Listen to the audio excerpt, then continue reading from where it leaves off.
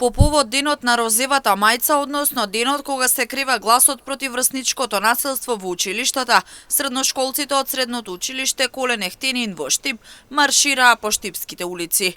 Во розови маички маршираа до основното училиште Ванчо Праќе, а во активностите се вклучија и основците.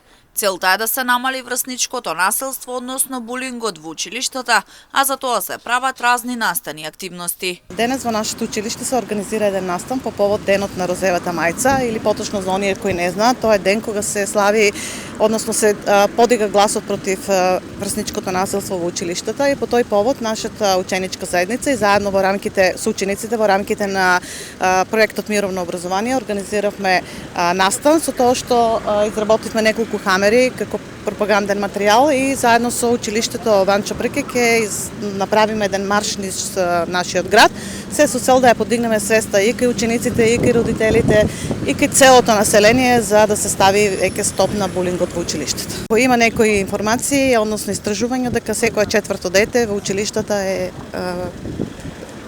предмет на булинг. Ова стана меѓународен ден за борба против врсничкото насилство, откако ученик во 9-то одделение во Канада доживеал насилство во училиштето затоа што носел розова мајца. Во оваа активност сме вклучени учениците од нашето средно училиште.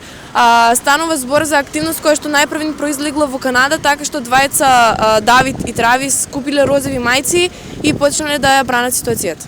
Последната среда во месец февруари е меѓународниот ден на борба против врсничкото насилство.